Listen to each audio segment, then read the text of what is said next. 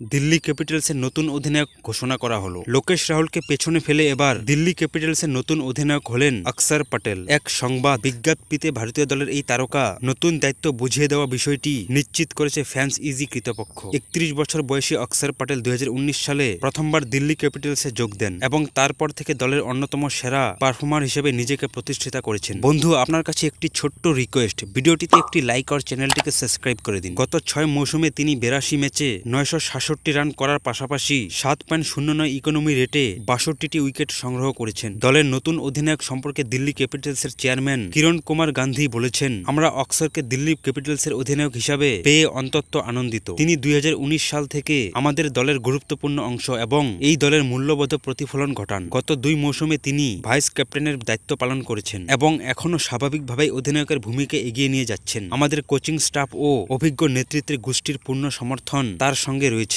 আমি নিশ্চিত এই নতুন দায়িত্ব তিনি দুর্দান্ত কাজ করবেন। আর এদিকে নতুন অধিনায়কত্ব পাওয়ার পর অক্ষর পটেল বলেছেন, দিল্লি ক্যাপিটালসের অধিনায়ক হওয়া আমার জন্য অত্যন্ত সম্মানের বিষয়। আমাকে এই দায়িত্ব দেওয়ার জন্য মালিক পক্ষ ও কোচিং স্টাফের প্রতি আমার কৃতজ্ঞ। ক্যাপিটালসের হয়ে খেলার সময় আমি একজন ক্রিকেটার ও ব্যক্তি হিসাবে বেড়ে উঠেছি এবং এখন নিজেকে নেতৃত্ব দেওয়ার জন্য প্রস্তুত ও আত্মবিশ্বাস মনে করছি। 150টি আইপিএল এর ম্যাচে অক্ষর পটেল 1653 রান ও 123টি উইকেট নিয়েছেন। 2016 সালে 5 বলে 4 উইকেট নেওয়ার মাধ্যমে তিনি একটি দুর্দান্ত হ্যাটট্রিক করেছিলেন। 2019 সালে দিল্লি ক্যাপিটালসে যোগ দেওয়ার পর তিনি একজন নির্ভরযোগ্য অলরাউন্ডার হিসেবে নিজেকে প্রমাণ করেছেন। দিল্লি ক্যাপিটালস তাদের আইপিএল এর মিশন শুরু করবে 24শে মার্চ। বিশাখাপত্তনমে লখনৌ সুপার জায়েন্টসের বিপক্ষে প্রথম ম্যাচ অক্ষর পটেলের দলের।